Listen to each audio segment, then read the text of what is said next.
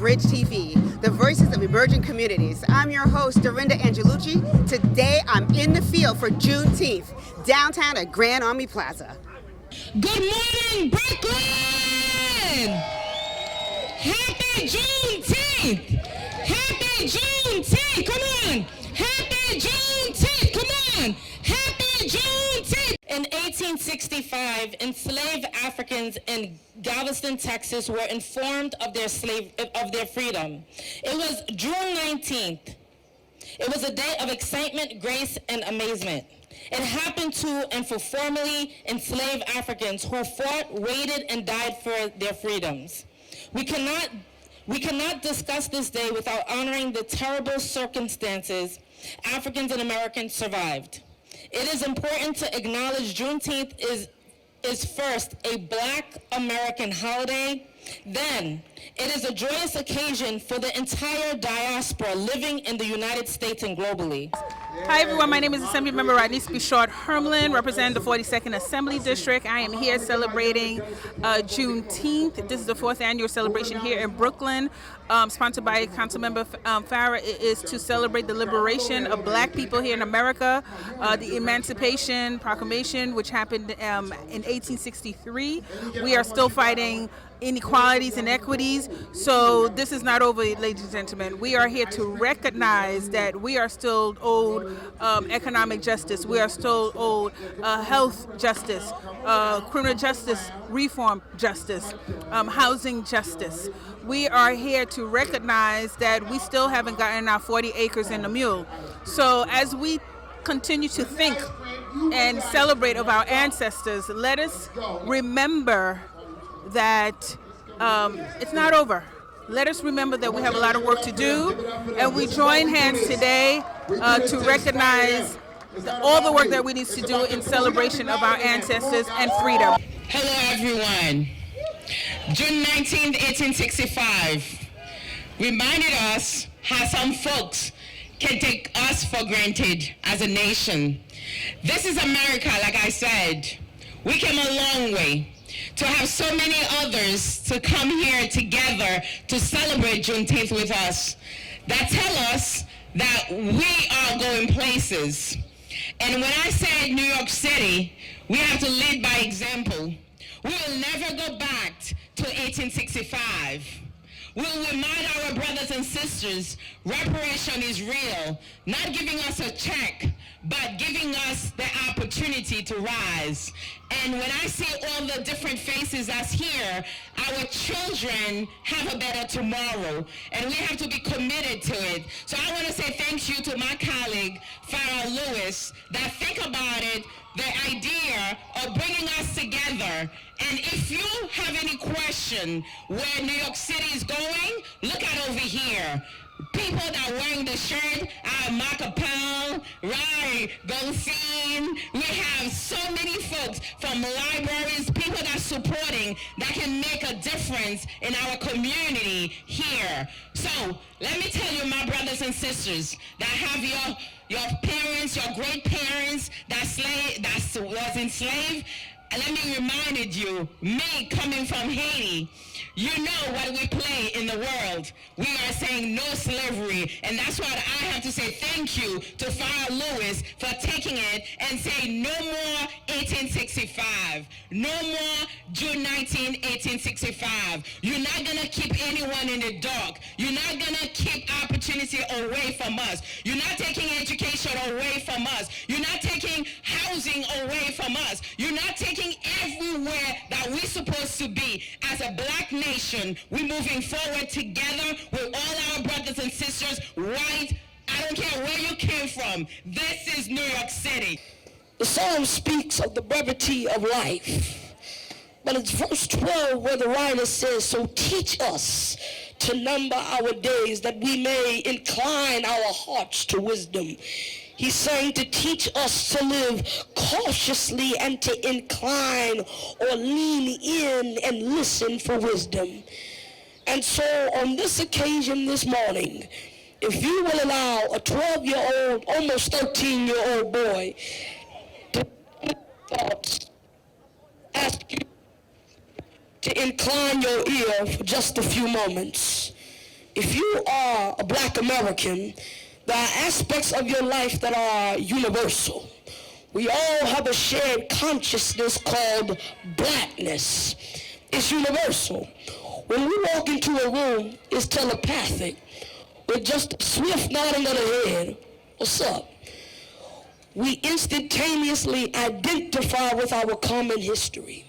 Civil rights, mass incarceration, systems of injustice and racism that seek to minimize and marginalize us. Leadership that devalues our lives. Hate-filled policemen who curse, kick, brutalize, and even kill us with impunity. There is a demonic agenda that is set to silence our impact in this world, but they underestimate our potential. While going through some of the most horrific captivity known, we somehow created a culture that has not only defined the nation, but has captivated the entire world. Building this nation with our bare hands and producing some of its most intelligent and brilliant leaders, like Martin Luther King Jr., Malcolm X, Marcus Garvey, Harriet Tubman, Barbara Jordan, Shirley Chisholm, Kamala Harris, and Ketanji Brown, and the list goes on. But listen, now lynchings are called police shootings. Plantations are private prisons. We used to pick cotton, now we are the cotton. Our babies are no longer fed to alligators, but to abortion clinics. Black laws are now police profilings. 400 years later, and black people are still at the bottom economically. CNN says that it will take about 288 years for black families to reach the same wealth as white families. Non-white schools get $23 billion less than black than white schools. More black people are in prison now than they were enslaved in 1619 and in 1850. But these are the questions I must ask you, my brothers and sisters. Why are we at the bottom of the totem pole in every nation around the world? Why are our heroes always slain and humiliated? Why do we make up 90% of the prison population? Why do we still live below the poverty line? Why are we still asking in 2023 for voting rights? Being black is still seen as a disadvantage in our world. And I'm going to say it like it ought to be told. There have been little changes to give black people the same rights as white people. Why are people of color still treated less fairly than whites by doctors, police, and the justice system? 400 years later, and black lives still don't matter. Walter James Baldwin said that any other nationality can rise up and declare their independence, and they are celebrated. But when it comes to black folk, we're seen as rebellious dogs who must be beaten into submission and publicly castrated in front of our families, our peers, and the entire world. What is it about us that causes so much fear? What is it about us that causes the heathen to rage? There's something happening in our world, and my father calls it a reset. He says we live in a postmodern society, that everything that he and my mother knew growing up has radically changed. I'm only a young man right now, but I'm noticing that black people around the world are experiencing an awakening. My generation is not willing to let you spit on us and tell us that it is raining. There are conversations that are being had in barbershops and universities around the world. Conversations about information that has been in front of our faces the entire time. Evidence that has been suppressed for hundreds of years is now stirring the nation about who we really are. Conversations about the true identity of us melanated children of the Most High God. Our will be reading in your hearing a General Order Number 3 that was posted on the door of Reedy Chapel in Galveston, Texas on June 19th, 1865. And I quote, "The people of Texas are informed that in accordance with the proclamation from the Executive of the United States, all slaves are free." Lift every voice and sing to our rings with harmony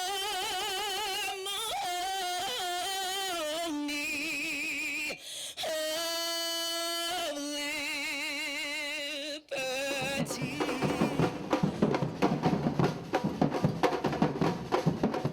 So we've been celebrating Juneteenth for a while as part of the movement building that we do as Barcelona, New York.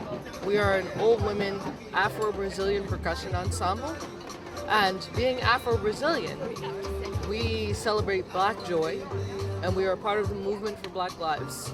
And we are also about restoring community and bringing art to the community that doesn't usually see it all the time. The importance of the drum, especially as women bear the drum, is the heartbeat is the first drum that you hear in the womb.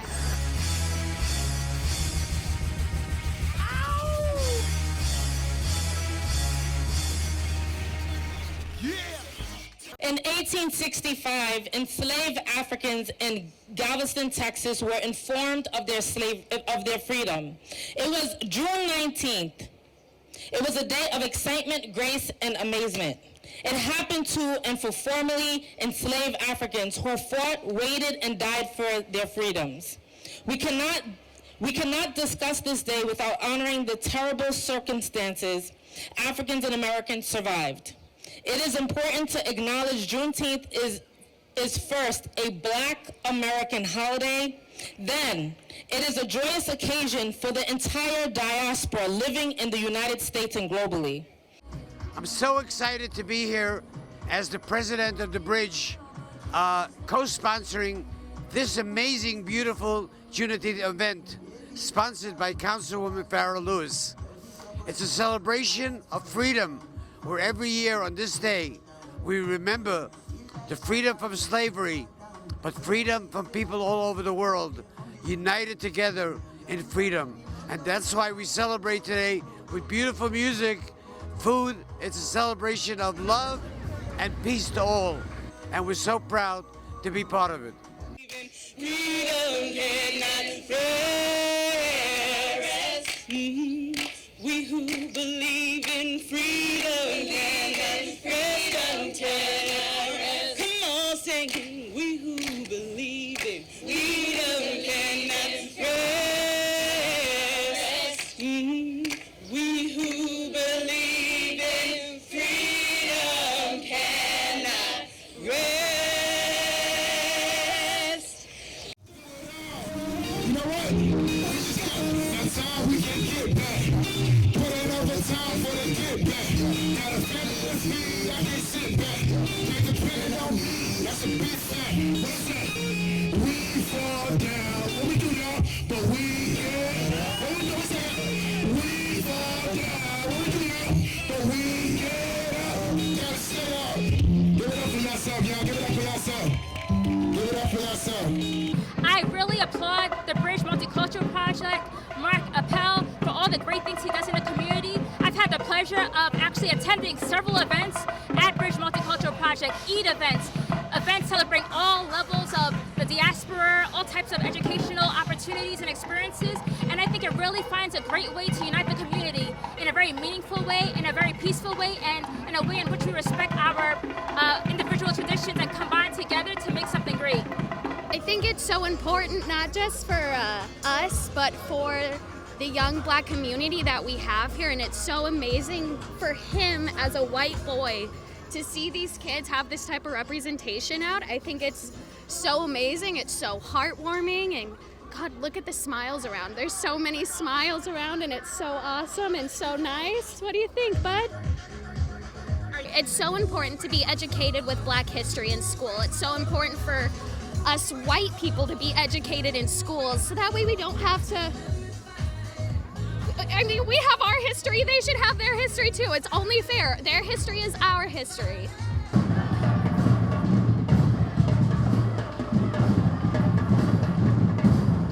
This Juneteenth event here in Brooklyn at Brooklyn Library has impacted both me and my son today. How meeting so many amazing people, from children all the way from children to adults, seniors, seeing generational wealth, seeing prosperity, seeing abundance, seeing achievement and creativity. Why? Because this is the year of Jubilee. I believe it. I believe this is the best year of your life. I believe this is the best year for Black people. And I believe that we have overcome, we have overcame, and we are continuing to thrive daily. Today's event was worshiping how people had freedom and how people died just to have their freedom. Juneteenth is very important to me because it's our culture, and it's important to teach everyone about this because not many people know about Juneteenth for some reason, and it's a very big thing of culture for Black people. We were freed from our masters and the whips and our submission. We were able to gain our independence. What I think about Juneteenth is that it is a wonderful holiday because Black people are proud people. We are strong people. Young people, get on this movement with me. When we get together, we gonna let freedom ring. Y'all hear me?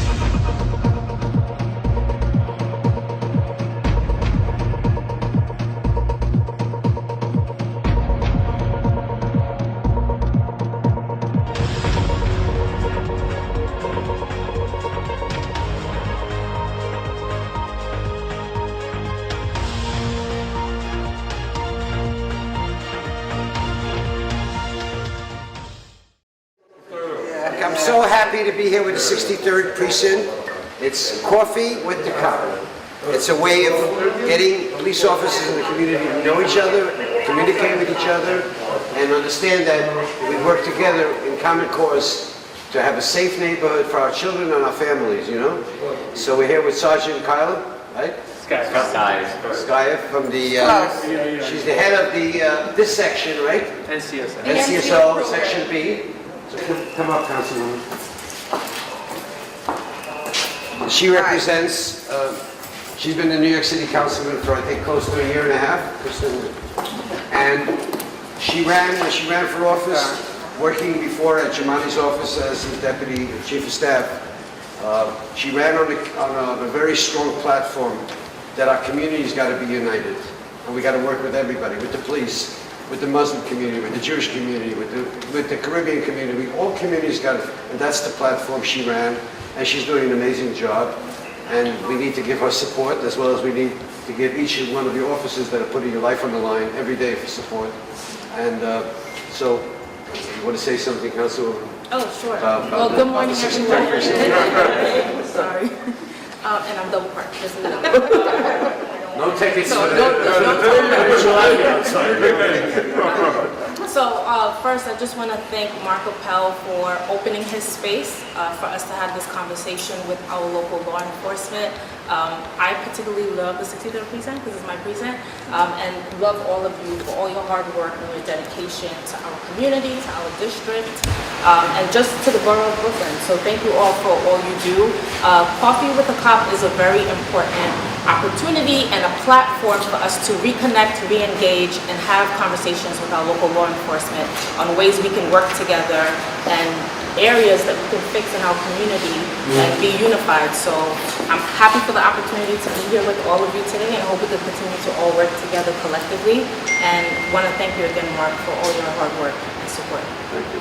Don't go.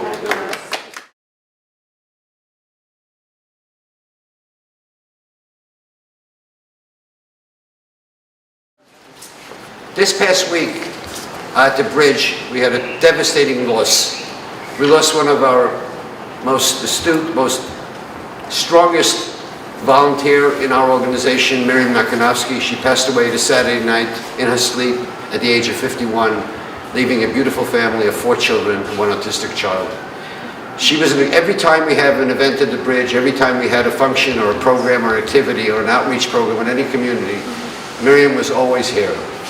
She was always here early and left the latest, close up and clean up. She will surely be so much missed. We miss her terribly. Yesterday I visited the family, but I just wanted to just say that Thursday morning, this past Thursday morning, she passed away on Saturday. This past Thursday morning she was here. She showed up at the front door with 7 autistic children. She worked with autistic children. And she said to me, they need a place to hang out. And this place wouldn't be, would be legal for 7 children to attend because it's not a school or a program, it's just a recreational facility. And since we are allowed to have, so that was a last act of kindness. To bring 7 autistic children, by the way, they were here yesterday, they'll be here tomorrow. Today we gave them a day off. But Miriam and the family, we love you, we miss you. And we promise to work harder for the things that you stood for, unity in action. And Councilwoman Louis knew Miriam as well, and maybe you want to say 2 words, Just quickly, Miriam to me was like a sister. Even before I decided to run for office, when we went to Israel and we came back, I shared my experiences with her. And Miriam just has a heart of gold. She had a beautiful smile, but most importantly, she was a mover and a shaker. She was very aggressive in the work that she did to ensure that children had the resources that they need. So this is a big loss to our community as a whole. And my sympathies and my condolences goes out to her family. And we hope to continue her legacy here in our community. And we just want to add that she was, in addition to being on our board, she was very involved with the New York Rescue Operation. David Spear coordinates. That's a company that works with the fire, a nonprofit that works with the fire department of safety. Also, our friend Hafida is here and Margaret's here again, close friends of Miriam. So if anybody wants to say something, Atiya's here, welcome. If anybody wants to say something, Hafida, you have something to say? Margaret, you have something to say? I was very shocked when I learned of the death of our sister, Miriam. She was an ardent and fervent member of Unity in Action, the Bridge. I know she will surely be missed. Like Mark said before, the first to come to volunteer and the last to leave. And her legacy will continue because that's what we are here for, to support and ensure the work she has started continue. Thank you and my condolences to the family. Yeah, Miriam, she was always here during Ramadan for our Ramadan Ep8. She was volunteering even for the Muslim religious holiday. She was always here for us. And I love you, Miriam. You will never be forgotten. God bless us all. Rabbi Siegel, you have to say something? Rabbi Siegel. Miriam was a remarkable person. I knew her from the bridge thanks to Mark Appel, and I'm glad I had the privilege to know her. Jews around the world are going to be reading this week the story of Abraham and Sarah. They were known as Balei Chesed, people who had acts of loving kindness. Their tents were always open on all four sides to welcome everyone. And I can tell you, Miriam walked around with that tent. She was always trying to help those in need, and she was a woman who had a heart of gold and performed a lot of acts of loving kindness. And I can tell you that not only did she open her tent, her heart was a tent that was open on all four sides to welcome everyone. May the beauty of her life inspire us to be better and more caring human beings, and may she rest in peace. Amen. Amen. Amen. Amen. Thank you all. Let's enjoy some coffee and some fresh donuts, some fresh fruit. And let's, Tina, you want to say something? Yeah. Another friend, another Pakistani friend. Yeah. You know Miriam, right? Yeah, a little bit. I don't know about the details, but I hear here it's a big loss. Everybody says it's a great person, and when the great person lost, the loss of the community, loss of the world. So my deepest condolence for her. Thank you so much for inviting me. Thank you, sir. So Mariam was a wonderful person. She actually lit up any room that she walked into with her smile, and she was always looking at everyone who she can help and how she can help. From food pantry, volunteering, to NYPD, individuals who needed help, she was helping them, individual families.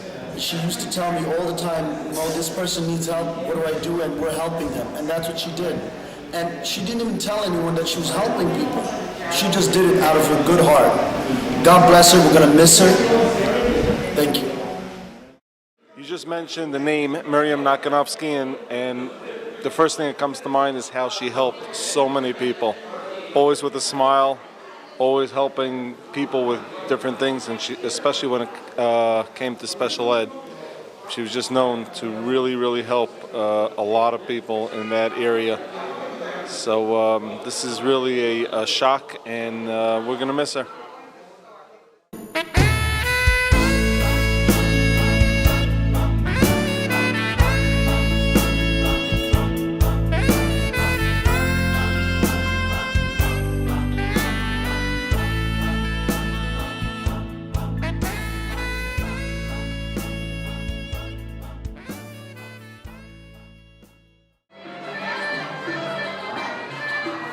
Our mission as Arab organization, let the woman speaks for themselves.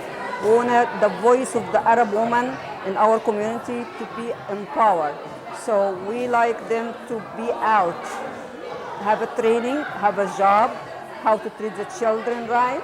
Domestic violence, we have to train them about that too. All right, we have a psychotherapist specialist. This is part of, this is the vice president of our organization. She needs to speak to these people, all right? So she can, don't be afraid to speak. The bridge open the place for our community, the Arabic community. They bring the art and culture, and they help us with the poster and everything actually. Ms. Dorinda and Mr. Mark help us a lot to be there. And we are looking forward to work with them in the future.